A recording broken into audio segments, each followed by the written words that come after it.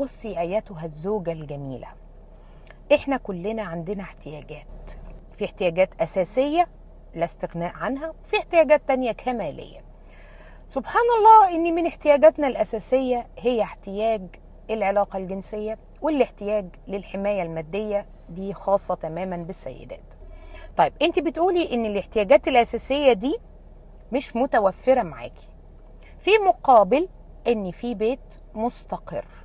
طيب يبقى معنى كده ان انت ايه؟ ان انت سايلنت، احتياجاتك ما بتتكلمش، احتياجاتك خاملة جدا. وده هتلاقيه نابع من الطفولة، يعني ده مش النهاردة. انت بتبدي دايما البيت والأسرة عن احتياجاتك انت الشخصية. اولوياتك هنا فيها مشكلة، بس عادي.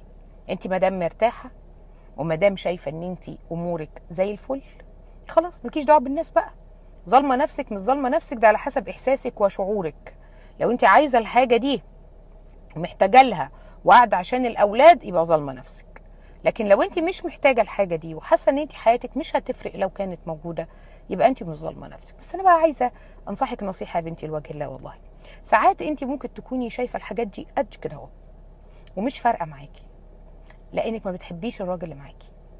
فلو عدى واحد زغلل عينيكي، ممكن تحسي ان الحاجات دي كبرت، وانك انت بقى وقتها ظلمتي نفسك. ربنا يحميكي.